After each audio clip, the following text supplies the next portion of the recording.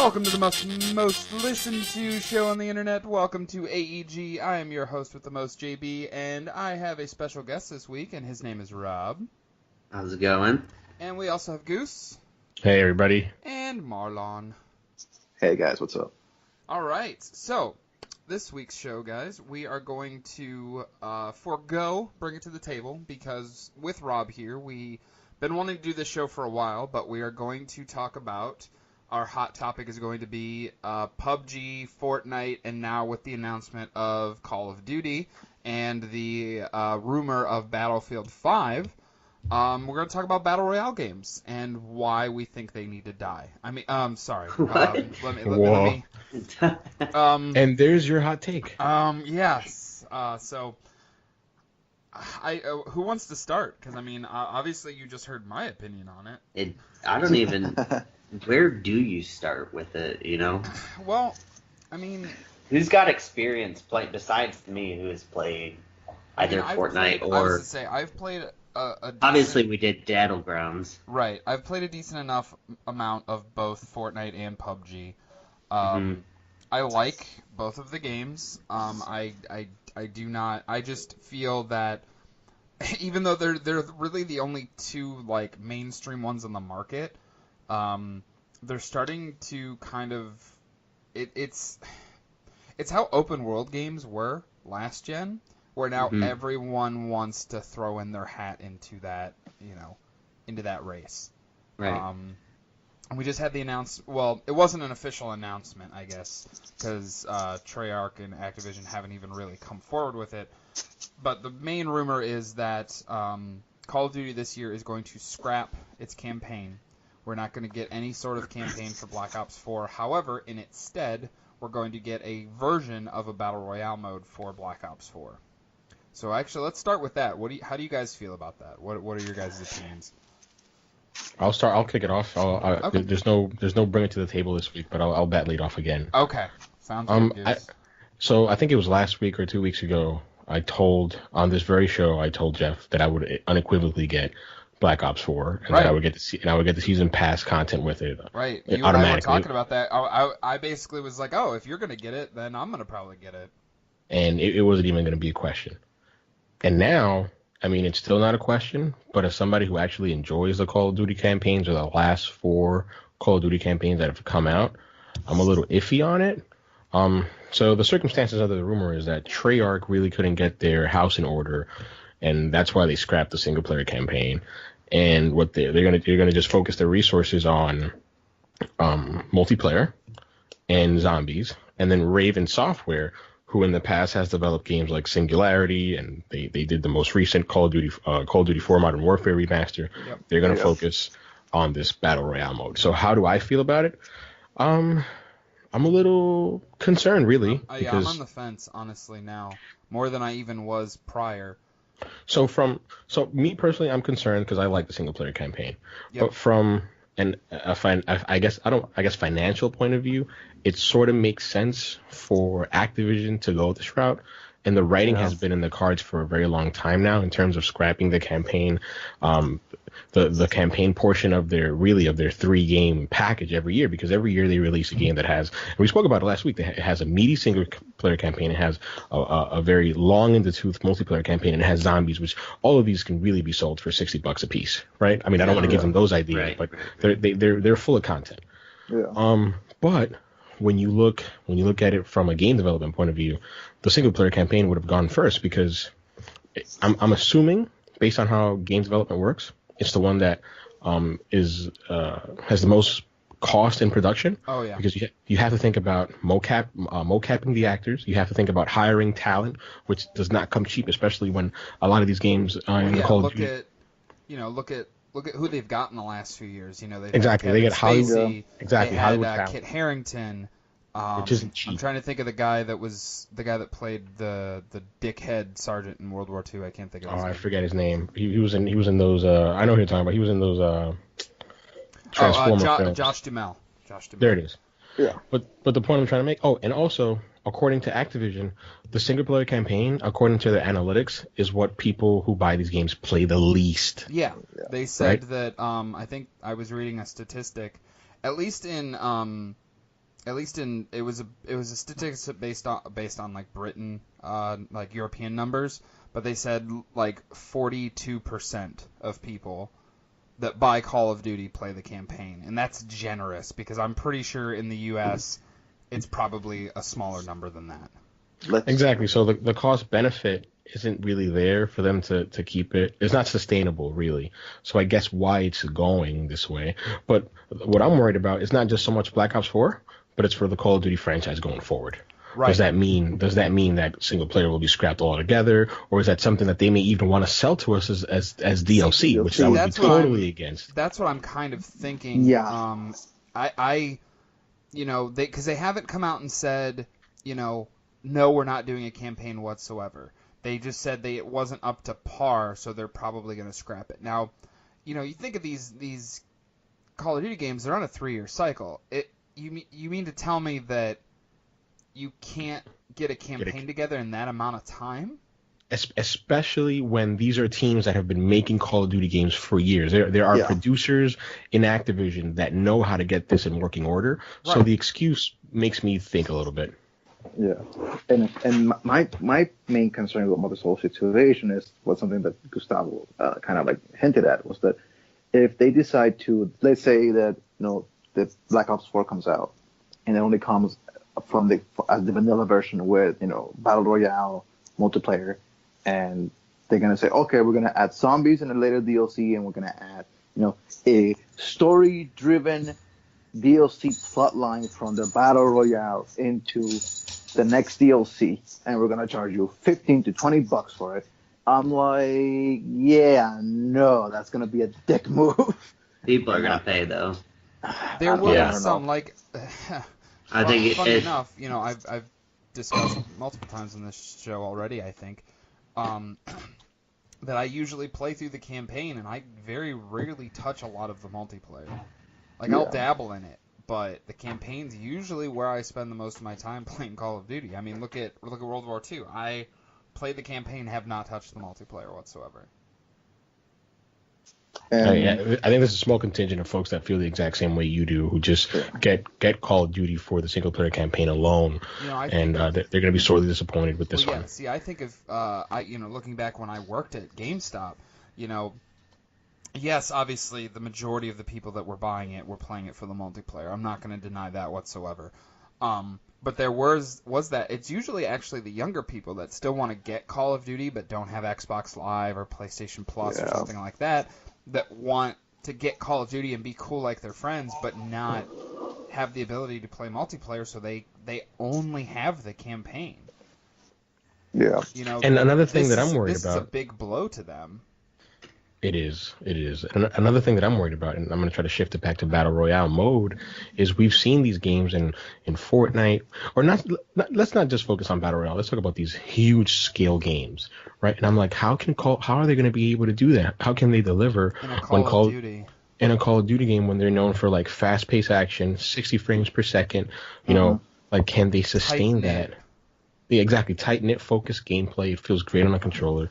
Will they be able to deliver that with 100 other players or however many number of players? Because when you think of Call of Duty modes, like what's the biggest one? Like Ground War? And that's like 18, 9 on 9? Well, yeah. The thing that they're kind of using as almost like a testing thing right now is in China, they have Call of Duty Online, which is the only Call of Duty game that they've ever done that is just strictly multiplayer focused. And I do believe you can fact check me because I'm not 100% sure on this. I do believe they have introduced a Battle Royale mode, and it's like 20 or 25 people, and it's like the biggest maps that they can come up with, and it's procure your weapons on site, all that stuff, similar to how these Battle Royale modes usually work in like PUBG and Fortnite.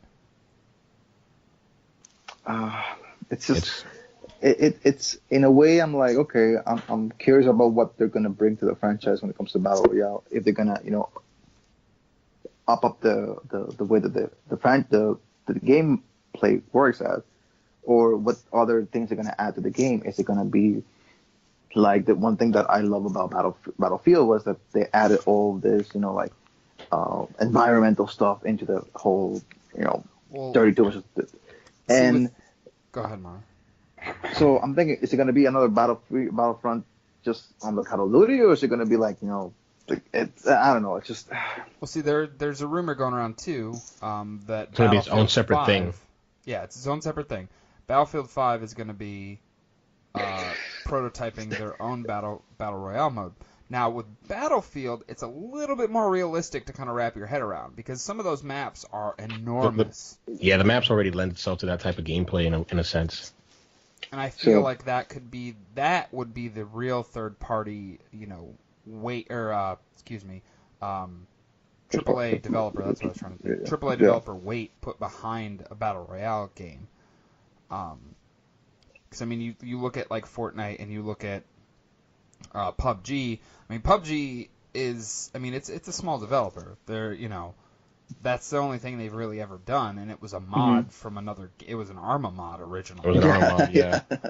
And the same thing with Fortnite. It was a mod for the original stuff. They just took the assets from, the original, tower defense style Fortnite game and just turned it into a battle royale mode. Yeah. It is, but to be fair to Bluehole Corporation, who is working on PUBG, like Epic is a much bigger publisher, a much bigger developer, with like tons of more resources than they do at their disposal. And I think that's why Fortnite's kind of at the forefront. Like they are the king right now. Actually, you want to laugh? I was reading an article the other day about the PUBG's one of the developers. He was talking about like we need to have the government work on giving more security to our type of games for battle royales. I feel like there are a lot of battle royale copycats out there, and they're just trying to copy from our. And I was like, I think it was Brendan Green. I think it was on a. The guy. He is player unknown. Right. He is player unknown. Yeah, it was Brendan Green. I didn't read the interview, but I heard similar sentiments over on Daniel Dwyer's NoClip. He had an interview with him recently on his YouTube channel NoClip, and I heard it there, the exact same thing. But like I'm sort of a novice. Actually, not sort of. I am a novice when it comes to battle royale. I own PUBG. I've played maybe like 3 games, right? I can see why it's exhilarating and it's super fun, but I didn't know that there was, and I'm going to try to shift it here a little bit, I didn't know that there was like some sort of ongoing little culture war or like a little tension between the Fortnite communities and the PUBG community. Absolutely. Like it's almost getting to the point of blowing up. And I was wondering, maybe Rob can speak to that scene. Right. Rob's our resident expert when it comes to battle royale modes. Well, at least with PUBG, man. I mean, you play that more than I think anybody here. So. Yeah, I actually started out on Fortnite before PUBG released, and I was kind of following PUBG through some of like the YouTubers, or Twitch guys like Dr. Disrespect and Shroud, and so I was like, well, what's the next best thing right now that's available to me? So I picked up Fortnite probably a week or 2 before PUBG released just to play it, and I don't know, it's like each has their own type of play style, and but I think it started with PUBG pretty much tried to sue Fortnite for being just a ripoff, and it's like, okay, but PUBG is a ripoff of a book, and it's like, where is that line drawn? But I don't know. The thing between the two is, PUBG is truer to the original roots, because it's like a mod of a mod of a mod of Arma 2. Right. And like Fortnite is its own standalone game, and they have optimized it 1,000% better than PUBG at this point could ever hope to. Well, I mean, again, that's the money of Epic Games and behind them, because that's they have those resources available to them. I mean, essentially, in my eyes. Go ahead. You go. No, you go. Okay, I was basically going to say I don't fully believe that at this point, Fortnite knows what they're doing and Epic knows what they're doing with it. Yeah. There's not going to be. I don't think there's going to be any. Unless PUBG does something amazingly drastic, I don't think they can do anything to catch up again at this point. Right. And honestly, question, I think that's what that lawsuit is about, is essentially trying to bury Epic in paperwork. So they can get some So type of an it's advantage. something, yes, something that, just hampers our, I don't know, bogs down Epic's success at the point. so my question is this, actually, because I'm glad that you mentioned some of the streamers. Like, I think you mentioned Shroud and Dr. Disrespect. I'm not familiar with Shroud, but over the past couple of weeks or so, I had seen a lot of Dr. Disrespect content, and I was telling Jeff that I was very impressed because, in a way, he's very good at PUBG. He's very boastful, but that's just his persona, that's his character, and I love the character. Like, there was a YouTube video that I sent Jeff, and I'm like, this guy is literally just cutting a wrestler. He's not a wrestler, but he's cutting a wrestling like promo. Right. I mean, he's just, the Google prototype scopes. I mean, this guy, he's so good. And I've watched a lot of Let's Plays with him featuring Fortnite and PUBG. And although I haven't played Fortnite, what I did see from PUBG, I'm like, oh, wow. Me personally, PUBG speaks to me more only because it's maybe a little more realistic. There's a little more technical skill involved. Not to take away from Fortnite, which is very hard in and of itself. But I feel like I've done better playing Fortnite than playing PUBG. Like, in terms of, like, skill and, like, learning the game and doing well at the game. Right. Like, I feel Fortnite is, yes, they are this almost the same style, like, type of game, almost to a T. The Battle Royale mode. Fortnite's a little bit easier to wrap your head around. It is, and maybe that's why it's so inviting to maybe like the younger kids. It's the aesthetic as well is very welcoming for younger kids. Right. It's cartoony looking. First and foremost, it's free to play. And it's free to play, absolutely. Which is a huge difference. Like there is no barrier of entry to this game. You can just download. Yeah. And they say it's a closed beta, but it's a finished open game running at 60 FPS. I mean, it runs beautifully. I'm not. Yes, it does. But I mean, like if you take the skin off both, and you go down to it, what's appealing about PUBG to me is it's more realistic. It's a slower pace because it's a much larger map. The weapons can be modified. Yeah. Like, you can pick up different scopes, different attachments that have different effects. And it's more strategic in the sense, like, that is what you have. Whereas, like, okay, you come up to a sticky situation in Fortnite, and it's an open field, and you're like, oh, well, I'll just build a wall while I run, Yeah. So that's what's appealing for me, but... So one of the things that I'm worried about with, like, all these Battle Royale modes being announced, and the game industry is just famous for doing this. Like, publishers and developers just don't learn. History repeats itself over and over again. So I'm like, Fortnite has its own niche with, or a rather sizable community with the Battle Royale mode, and so does PUBG. What else can you do? So, and these publishers are racing towards this market in Activision and presumably EA with Battlefield. And shout outs to Boss Key Games, Cliffy B's new studio, because they've also put a Battle Royale game out there called Radical Heights, which, to be fair to it, it looks cool. Aesthetically, it's different. It stands out. I'm kind of bummed that it is only PC. Like, I would like to get my hands on that game. Not to toot my own horn here. That's thing too. No, go ahead. Sorry, Rob. Oh no, I'm not. I remember watching the video on it like last week or 2 weeks ago. I'm trying to think something that's like you're on a game show essentially, and like you can earn power ups and stuff like by finding. There's vehicles, but they're like BMX bikes and like it's crazy. It's what I would think of Cliffy B making a Battle Royale style game. Dave Mira, BMX2, Battle Royale. Yeah. So yeah, it looks cool. It stands out, which is like the best thing I can say it has going for it. Like, I saw it, I'm like, that's not PUBG, that's not Fortnite, that's different. That's Radical Heights. But how many times can you do that?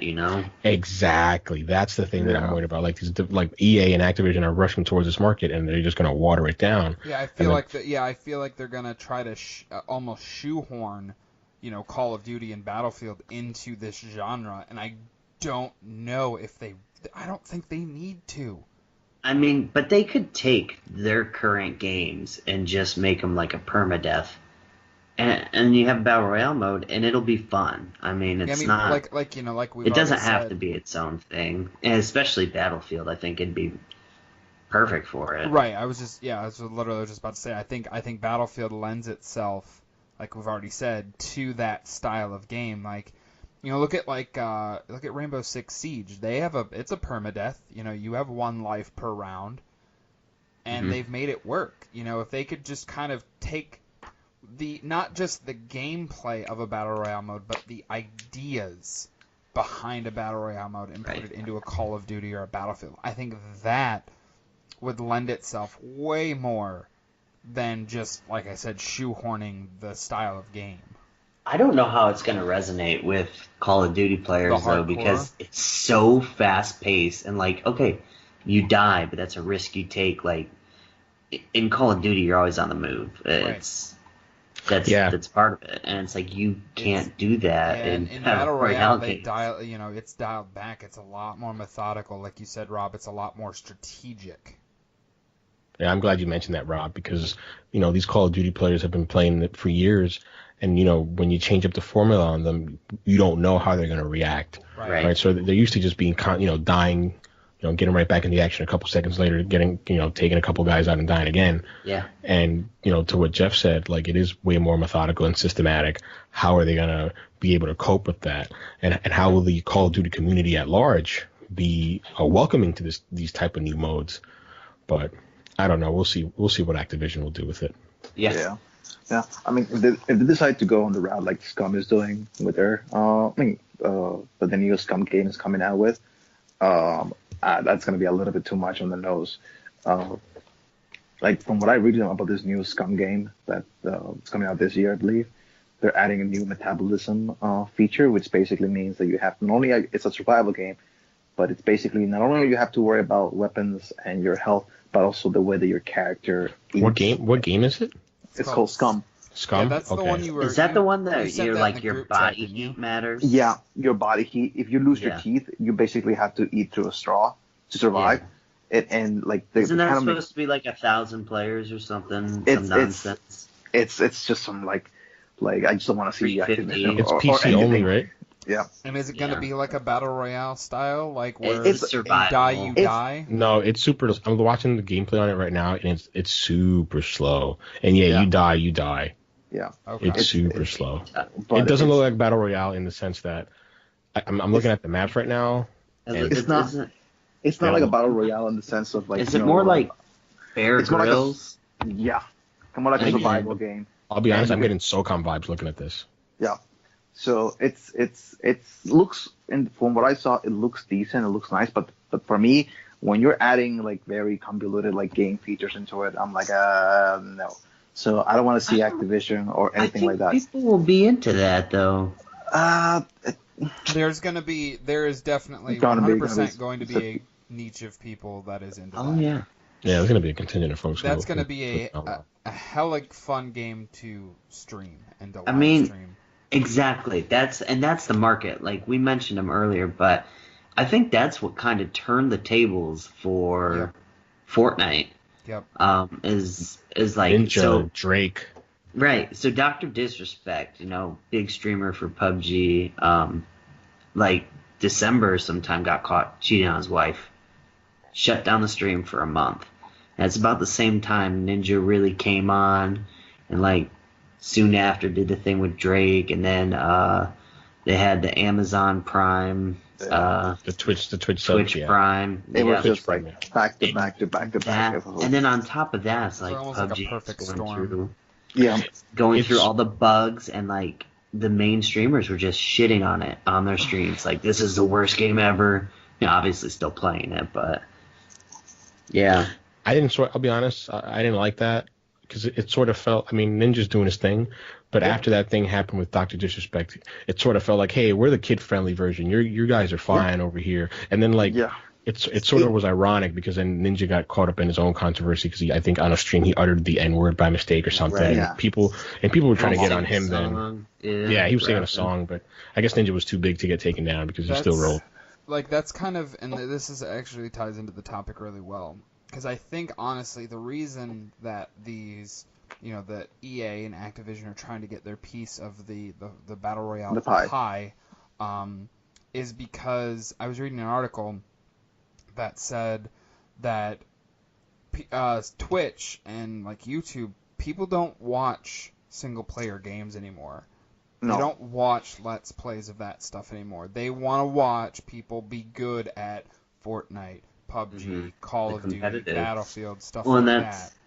That's where you get your esports from. Exactly. Yeah. Overwatch. Yeah. And to piggyback off my own comment, like esports have made their way into colleges. You have college teams. The National Federation of High School Sports, NFHS, is in the process of sanctioning esports in high schools. That's crazy. Isn't that nuts? It is. Where we've come in the last 10 years. Right. I know, man. It's like if you were to tell me, hey, listen, you can have a career as being a esports player and you can make a lot of money of it. If you told me that 20 years ago, I would have laughed at your face. Yeah, I was reading that something. How old were you you 20 could years get ago? A college degree in esports. 8 years old. Yeah, it's crazy. As someone who, at the very beginning of like streamers and stuff like that, I was very anti-streamer. I just thought, why would I ever watch someone play, especially like narrative-focused games? I'm like, why would I do that? I want to enjoy the games. I don't want to watch anybody play it. And that's the mentality that a lot of people are having now, Goose. And I think that's why, Call of Duty, the kind of tying back into everything. I think that's why they're trying to forego, the single player, because they're like, oh well. If we just get rid of the single player and just put in our own Battle Royale mode, that's what's popular right now. Yeah. That's what people are going to want to watch on Twitch and on YouTube and stuff like that. And let me put people it aren't this way. going to give a shit about the single people player are mode. people are watching though for the personality. Thank you. It's kind of hard. Yeah. It's kind of hard to keep up a good personality if you're playing, a single player game, and then you have to do your own commentary for the game. Whereas in a fast-paced shooter, you can pretty much be a commentator for what's going on and it's how to do what. There's that unpredictable element. Yeah. That you the get in a single player game that you don't get in a single player game, you'll get in a multiplayer game. That's why when you see the single player games that are streamed, they're typically the horror games. Yeah, exactly. You make a great point. The games like Amnesia with PewDiePie streamed years ago. But going back, I just want to finish my thought real quick. Sorry. No, I just want to finish my thought real quick. I was super anti, because you mentioned esports and we were talking about streamers, but over the past weekend, 2 weekends ago, I think I saw the entire Halo World esports Halo Championships, the World Championships, and I wasn't watching it for the personalities. I was just watching it because I'm like, these are the best Halo players in the world going at it. And it was so fun to watch and see what they did. I think Tox lost to Splice. I mean, the Splice was on point. But going back to what Rob said about the personalities, I've been Dr. Disrespect has made me reconsider my position on being anti-streamer. Because made him into a believer. Because when I started watching Dr. Disrespect, I'm like, oh, okay. He's very boastful. Okay, he's really full of himself, but I like this guy. Yeah. I'm cheering for this guy. He's got that swag. He's got that swag. And then the two-time, the Google prototype scopes. But just going back to it real quick. Not only was I impressed by his personality, but then when I started watching his streams, I'm like, oh, and he's also really good. And which that's the perfect personality. That's the perfect combo. I'm like, this is really cool. So if EA or Activision can have a spokesperson for their game once their Battle Royale modes presumably launch, that can be a big thing for them, a big boost that normal and traditional media outlets like IGN and GameSpots of the world aren't able to give them anymore. No. You want to know something? Now that I think about it, I was just remembering something. Back when Minecraft was the biggest thing on YouTube and Twitch and stuff like that, what do you think was the most thing that people watched when it came to Minecraft? The Hunger Games mod. Thank you. It was basically people just fighting against each other in a Battle Royale. Right, Battle Royale. So basically, that's what people watch. I tried to build one. So when PUBG came out, people were like, "Oh, it's a fucking Battle Royale, but with actual real shit." So it just took off, and then that's what we started seeing. Is we start seeing all this type of gameplays that we see some guy that wasn't even trying to go for a battle royale. He's like, you know what? I want to try this type of new game style on this like Minecraft map, and slowly snowballs into like this whole thing.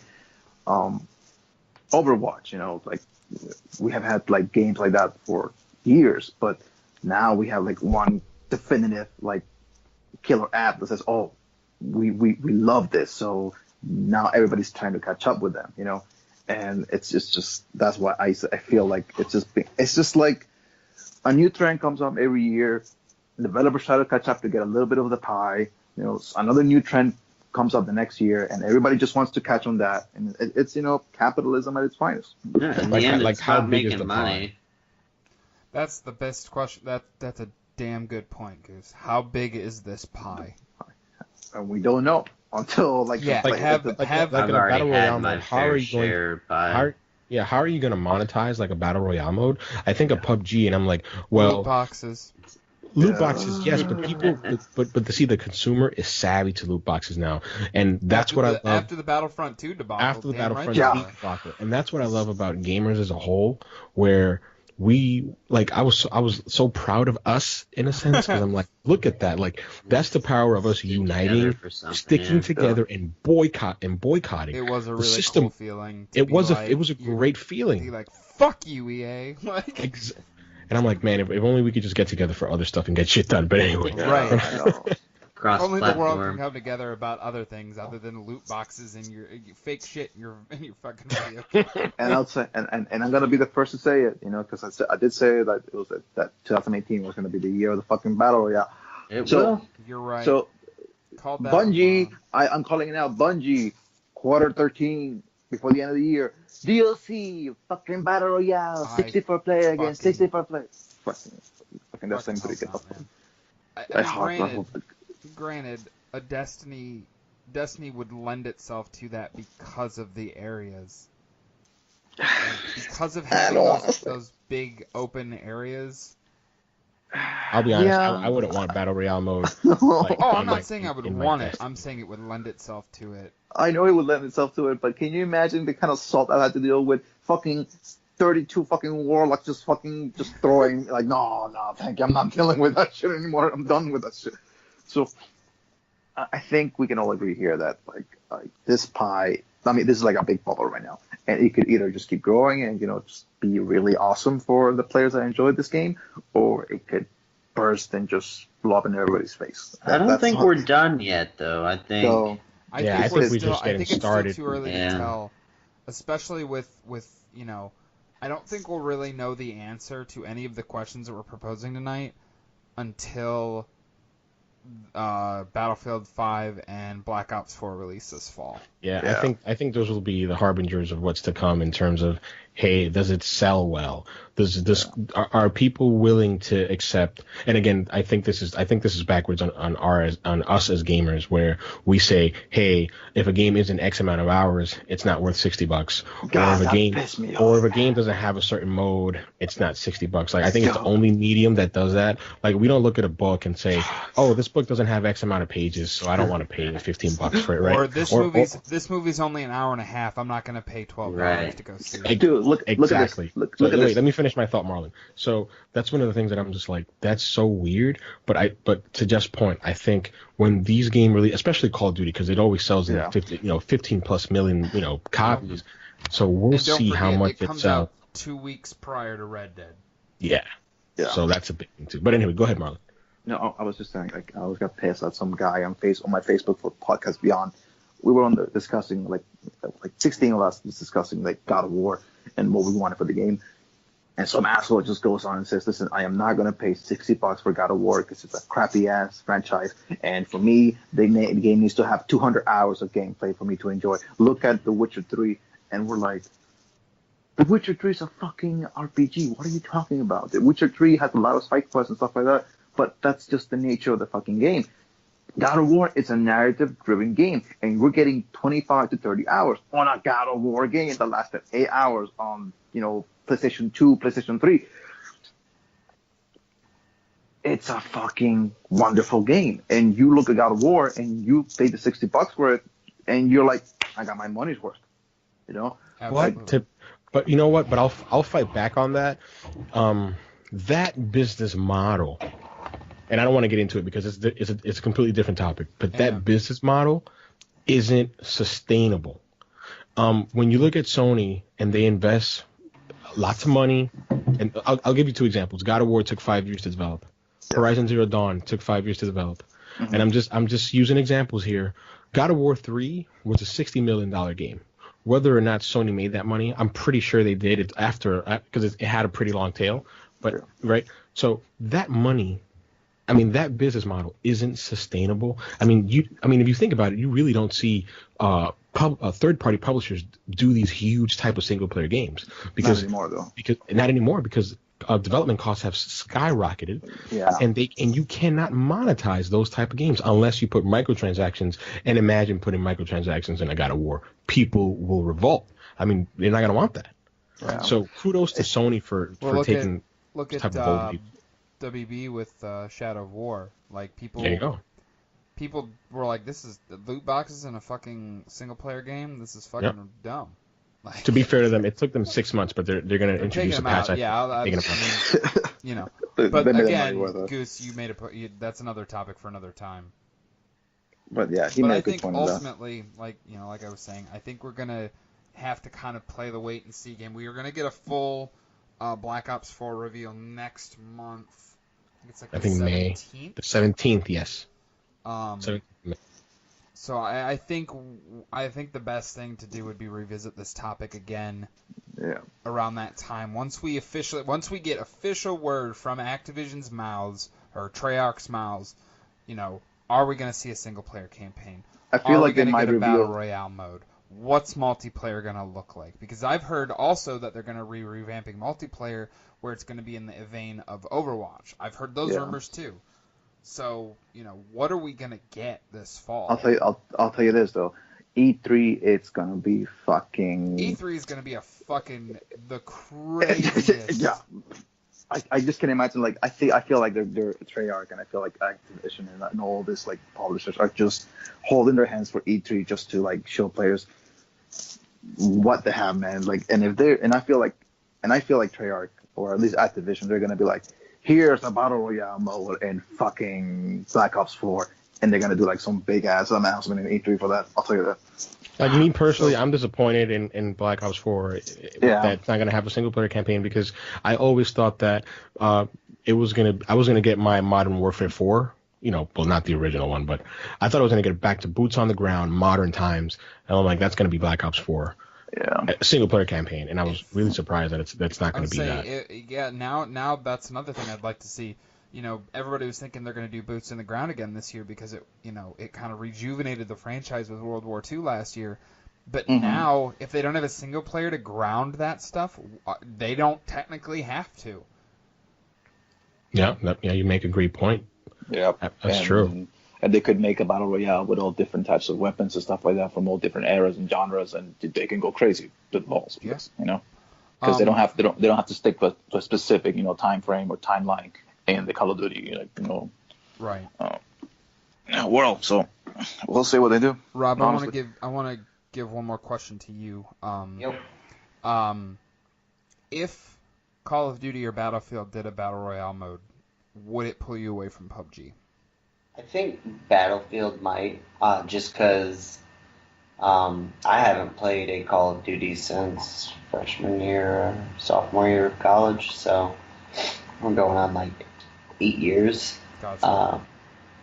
And I most recently played Battlefield 4 when I got my first Xbox One, but I just think that it's more tailored to it, and it would be the most comparable to what I got now in PUBG. The thing is about PUBG is it is a poorly put together game. It is a terrible port, and I still play it a lot. I was gonna say I'm genuinely curious to see what if it ran smoothly. I want to see this new map. Like, I will probably try to play during one of the test sessions this week, and I may even stream it if I have the time to. So, just go off that. I'm looking at the subreddit right now, and the times of the test server are locked, So it's like 5 p.m. to 11 p.m. Pacific time. So like we're going 8 to 2 in the morning. Oh, Jesus Christ. Wow, those are But work that hours. means, that means in Europe it's like 2 It's peak a.m. to time. 8 a.m. So everybody's pissed. They're just like, They're probably doing it on purpose to like lighten the load on the server. But Rob, going back to what you said about the game being poorly made, do you think that in comparison to Fortnite, the fact that it's poorly made adds a little bit of grit and character to PUBG that maybe Fortnite doesn't have because it's so nice and clean? So smooth. You know what? Yeah, a little bit. So in PUBG, there's no aim assist. Like, because you're in the original game for PC, you use a mouse. You don't need aim assist. You gotta use that dexterity. Have pinpoint accuracy. Right, Yeah, right, exactly. So that's all on your user skill.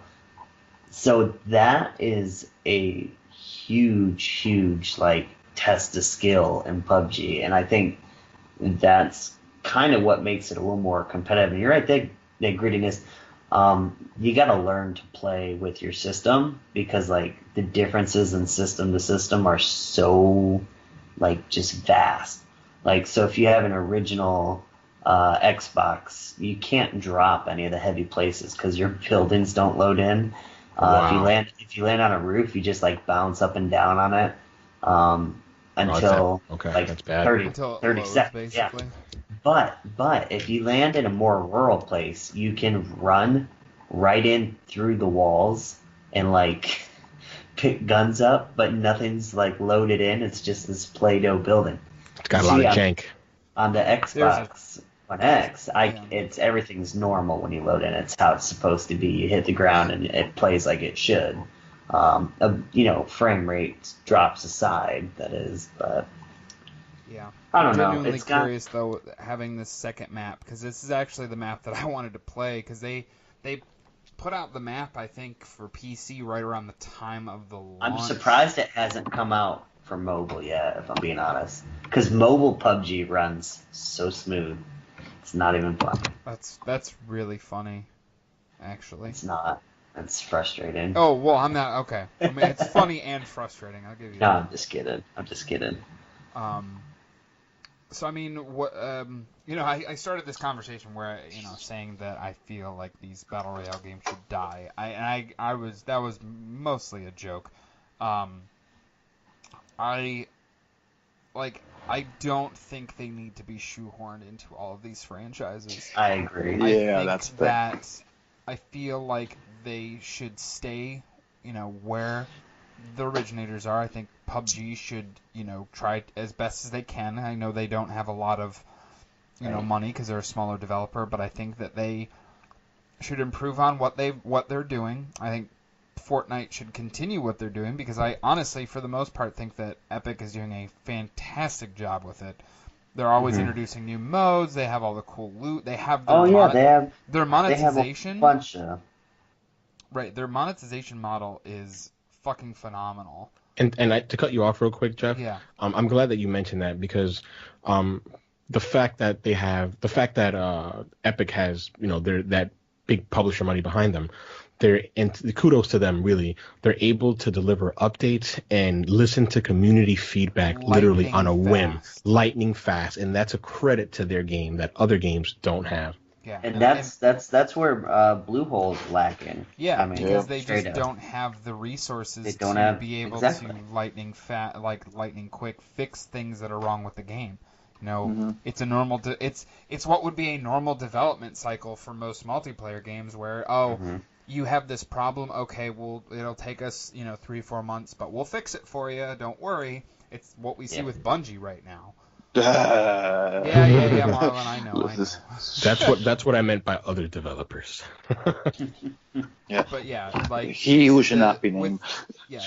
With Epic and Fortnite, I mean, honestly, their ability to change things on the fly is honestly, I feel, unprecedented in the industry. Yeah. Like, I don't remember another game that I've seen things change that quickly on. Nope. Well, they can. I mean, they're already in like their third season. They can run events just at like the drop of the hat. Like, all right, we just want to do these certain weapons and stuff like right, that. Or they did the 50 versus 50 squad or the Yeah. 20-man squad, all that stuff. And they can just be like, oh, by the way, this is going to drop next Tuesday. And it's like now. Like, oh, And it's well, out. it'll be there in a week. We'll get it for you. No problem. Yeah, and then they've got a bunch of cool stuff in game. You know, like besides the customization, they've got I don't know what to call them, achievement, like weekly achievements or Yeah, goals. like Like you things get you 10 do kills that- with a pistol. Weekly Yeah, challenges. yes, challenges. Challenges. And Yep. that's something again that And PUBG is lacking. Right, and I love their monetization model. I think it's brilliant. You know, instead of doing, these random loot boxes, you might get the thing you want. You know, here, do these challenges, level up your guy for the season, and you have the ability to get this specific loot that you want, so you have something to work towards. Or if you want to get that loot faster, pay us $15 bucks, Yeah. and that's it. That's all we ask from you. And I think more publishers should look at that monetization model, because I think it works perfectly, because there is a dangling carrot, but there is transparency. We know it's a carrot and not an apple or not a pig. Yeah, exactly. You know where you're going to get. Right. And just to geek out real quick on the Chip in a tech. little money to make it go faster, basically. Exactly. So you have the whales who actually fund the money for all these other folks that are playing for free. Exactly. But it's not fair to compare apples to oranges here, because when I like that no clip interview with Brendan Green, who was PlayerUnknown, it was so telling, because they made His dog's PUBG. excited. That's my dog. Sorry. No, you're fine, bro. They made PUBG on like this antiquated, game engine that had a lot of the features that it needed not built in, which is why folks couldn't vault for a while, and that's why it's so janky, as opposed to Epic, who's working with Unreal Engine 4, right? Which is like one of the most advanced. The engine that they designed. Exactly, They right? know exactly what they can do with it. Pretty familiar with it. Yeah. I mean, go ahead. I mean, you got to give props to the developers of PUBG, because I mean they and I get it, it's not easy to They're in more than I think they ever thought they would be or wanted to be even. Yeah, I didn't think they thought it was going to take off like it did. No. Yeah. But I think Fortnite is definitely eating its lunch, because the barrier of entry there is none. You got to pay $30 to get PUBG. I don't see how you can really monetize it in terms of cosmetics. Are there loot boxes in PUBG? Rob? They're free through battle points that you earn from playing the game. Yep. Oh, okay. Now, on the PC version, they do have some that you can buy keys for, but everything on console at the moment is free. And it's all cosmetic, right? It's all cosmetic. It's all random, and the probability is super ridiculously low that you get anything other than like brown school shoes. So. Yeah. Look, I just hope they don't go the same route that Counter-Strike did with their stupid loot boxes, where it's like, oh, you want to get it? Here, pay $700 real life dollars for it. And I go, no. Well, on console they don't. There's no like trading system. Yeah, so none of that stuff. And I don't think there's any value. infrastructure on a PlayStation or an Xbox that would be able to do something like that. Well, Rocket League does within the game, where you can trade items you get from random loot boxes. I didn't but know that. Actually. That I did not know, actually. yeah, the cosmetic items only, obviously, that you can trade that have actual value. I've got a Like pair skins of and like bodies for your car and stuff. I've got like a that. pair of wheels that I got from watching a stream that are worth like $60. Like I could sell them online right now for $60. Now I'm going to keep them, obviously, and let them build, and hopefully, like gain interest on their value, because they're no longer available. So. Yeah, it's like freaking Counter-Strike with the Dragoon skin, Knives 700. Look how fucking There's a full economy in Rocket League. That's actually I legitimately did did not not know that, Rob. That's actually Yeah, really people cool. I didn't know that either, Rob. trade up items. People will trade up items, and like some people play it just to trade and essentially make money, like actual real life dollars. Huh. Whoa. Yeah. Now, obviously, it's a tedious process. It takes a long time, but yeah, it exists. I had no Sure it idea. involves This is some luck. I'll shoot you guys some stuff in the group chat. Yeah, so you I would kind of, actually I be welcome that. really I'd like to read interested up on see that. But yeah, back to the Battle Royale. It's like, okay, here we are. We've got the Battle Royale, and obviously it's going to keep growing. But where do you think the industry goes after that? Do you think it's like finally time for VR to take its seat, at the top, or? I honestly don't think so. Nope. I think until VR, I mean, again, this is another topic. This is a whole different, this is a whole can of worms. But I think until VR goes wireless, it's not going to be mainstream, and that's just my take on it. Yeah, that's fair. I can agree with that. Yeah. So what did they go back to then? Because Battle Royales aren't going to be popular forever. No, I mean, But to Is it a go cycle? back to, I'm hoping Single player. I'm hoping single player. yes, I mean, single player. I think people are going to be have, so tired of that high, competitive well, lifestyle. no, wait a minute. I'm sorry to cut you off, Jeff, but Rob, you said single player, and that's exactly what I'm thinking. And I hope this is where the industry at large goes. So you see games like Warcraft and Destiny 2 that they put out expansions. You got Battle Royale being the hot craze now. But all of us are literally playing through God of War, and we're loving it. And I'm like, how can you monetize a single player campaign? And I'm thinking of Anthem from BioWare, published by EA. Yeah. And Casey Hudson, who is the creative director, I think, or the general manager over. Oh yeah, exactly. Casey Hudson from Mass Effect. He said, and I'm quoting him. I could be wrong. I'm not quoting him directly, but I could totally be wrong about this. But he said something along. Yeah, I'm paraphrasing. He said something along the lines of, "What if we can monetize single player games by continually giving you a different narrative?" And I'm like, what does that mean? Like an evolving single player campaign, and I would fucking love it. I would welcome that. And every couple of weeks or every couple of months, you get like a small story or like an extra paragraph, if you will, of this book, metaphorically speaking. Right. I think that would be awesome. Yeah, I mean, like we've all said, we've been playing through God of War, and it just made me kind of think, like, when I'm playing through God of War, I'm like, this is why I'm a gamer. Mm-hmm. I love multiplayer games. I love playing with my friends, but it is not me anymore. And with my life and the way, it's just a personal thing. But with, the way my life is now, I like to be able to sit down, get lost in this world, hear this tale being told to me, and just enjoy it and get lost. I can't and have an endpoint. And have an endpoint, because that sense of finishing it and hearing the whole tale told, and sense of pride and accomplishment. It does. Yeah. And I don't get that feeling from any multiplayer game I've ever played ever. When you prestige in Call of Duty, like, that doesn't. Okay, then you start over. Shit to me. Then you start over. There's no closure. No. So I'm yes, Battle Royale clearly is the craze, and I feel like co-op games in general and multiplayer games in general right now are the center point of the gaming industry. And on the fringes of this, center point is single player games, and that's where I want to be at. I don't really care about the multiplayer stuff anymore. But I hope one day to get back to that point. I hope so too. I used to be there. Honestly, be there, and I'm not.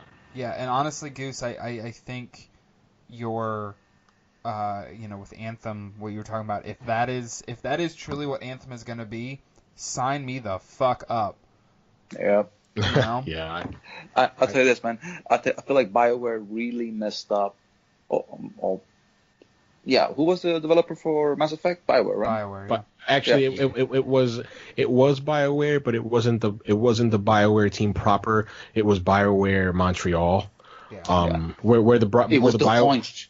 Yeah, it was. Think of it like the B team, as opposed to BioWare Edmonton, who's the And I was actually reading an article. No offense to BioWare Montreal, by the way. Saying that the developer, like the guys that made Mass Effect Andromeda, know they fucked up, and they know they fucked up big time. What I meant by this is like what Goose said, like a narrative game that increases, Never ends. Never. So imagine a Mass Effect game that, like, every 3 months they give you a new planet to explore, a new narrative, a new storyline, and it's just all in. They really messed up. They had a good opportunity there, man. You go, God damn it. The only thing that worries me, Andromeda 2. Andromeda 2 does worry me. Electric Boogaloo. The only thing that worries me is that when it comes to narrative games, it's always more expensive to do in terms of production costs absolutely. than a multiplayer game. Because again, you have to hire actors, you need mocap, you need writers, right? You need and sometimes in these games they have like God of War and Uncharted, for example, they have these huge set pieces which take maybe months or years to develop, right, and make sure you get right. So how can you do that in a 3-month, 4-month cycle to get people to buy in on, hey, I'm going to get continuous downloadable narrative content? How they're going to do ahead. it? You do, absolutely. It's all made. You gotta have a pipeline. You make it ahead of time, and it's like a meal. It's different courses of a meal. You prepare the entire meal ahead of time, but you slowly give it to us as opposed to dumping it all on us at once. Right. And like, for example, it was like, and it could go from like what Mass Effect did with 1, 2, and 3. Is like these little storylines in between releases, and then everything choice that you did that happened on those like storylines going to the next game and going to the next game. And I feel like that's what Bungie tried to do. I feel like that's what Destiny tried to do. Failed at it miserably, but I feel like if we could get a service game that does something that just makes the player invested in the characters, invested in the choices, invested in all the pieces and storylines that you get from out of it. You know, like a Star Wars game. You know, in all the Star Wars trilogy, all the universe that you can get from Star Wars, made into a game like that. You know, as opposed to just being Battlefront 2, Battlefront 3. No, like a game where you start out at Luke Skywalker, you go to his son, then his daughter, or whatever have you. Then you just go through the entire Luke Skywalker, trilogy and history that has it, and just enjoy something like that, And if they could make it into a game that is serviceable, where people can just enjoy it, come back every 2 or 3 months, I can see it happening. But for the time being, we'll just I want to pretty much just describe the roots of Star Wars, like Roots, the miniseries. Mash up with Star Wars. But it doesn't even have to be like Luke Skywalker. It can be just like Yoda. It can be Yoda. It could be like Yoda. Who the fuck is Yoda? Who the fuck is Yoda? I'm fucking with you, Marlon. I know. Like, who the fuck is Yoda, man? Like, I don't know, some fucking green ass man. No, but bro, I'm sorry to cut you off real quick, but I just want to plug this because you guys are talking and I'm like, I don't think Casey Hudson was the first one the first one who mentioned this about these narrative downloadable pieces of content.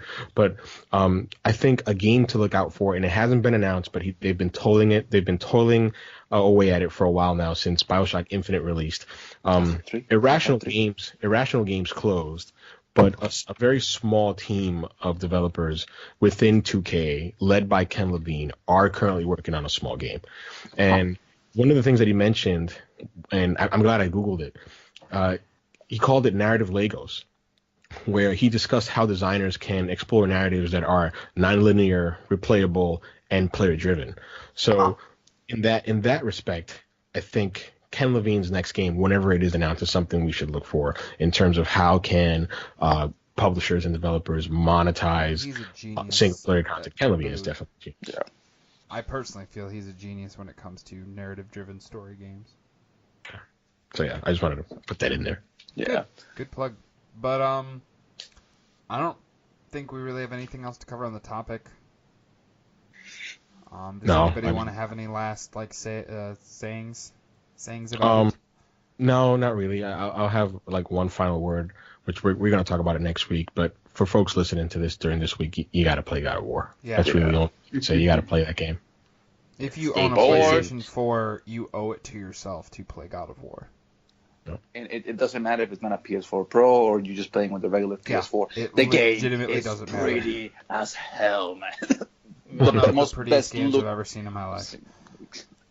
Like, I don't know what the hell fucking Sony did, man. I don't know what fucking Santa Monica did, but Santa Monica knows their shit, man. Dude, they knocked it out of the park, man. That was like, god damn.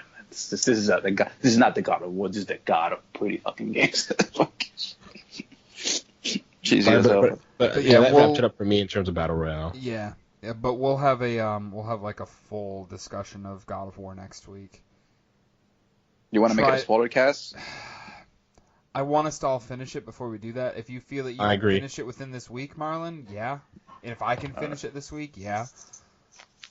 Because I'm hopefully going to be able to, but I'm not making any promises. I'll be honest. I'll say this, and also for the listeners, we're saying we're going to do a God of War episode, a God of War episode next week, but I'm of the belief that we should all finish it before we even talk about it for fear of spoilers, right? Because I absolutely agree.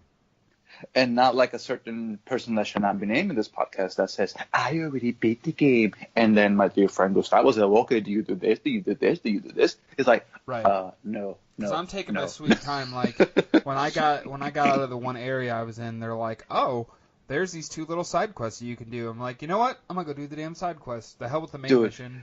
Dude, for that happened to me when I got into the main open area in the game. When you get into the boat, I was like, oh, I can do all this shit. All right, story. Have a nice day. Doing this like right.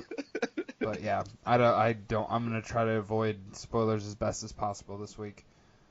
So I want to finish it this week, but like you said, I'm taking my time with it. So same here. But it's just a really pretty and enjoyable game, man. Like. Right. It's just the mechanics of the game. I know, Marlon. We're gonna get to it. We're gonna get to it. But yeah, I think we'll definitely revisit the Battle Royale conversation here in about another month when probably after E3, I'm guessing. Call of Duty makes their announcement, and then we'll probably revisit again, like Marlon said, around E3 once we find out what these other developers are doing and who else is throwing their hat to the ring for Battle Royale come this fall. But Rob, thank you for joining us. Thanks for having me. Yeah, thanks, Rob. We're looking forward to this, man. Thank you, man.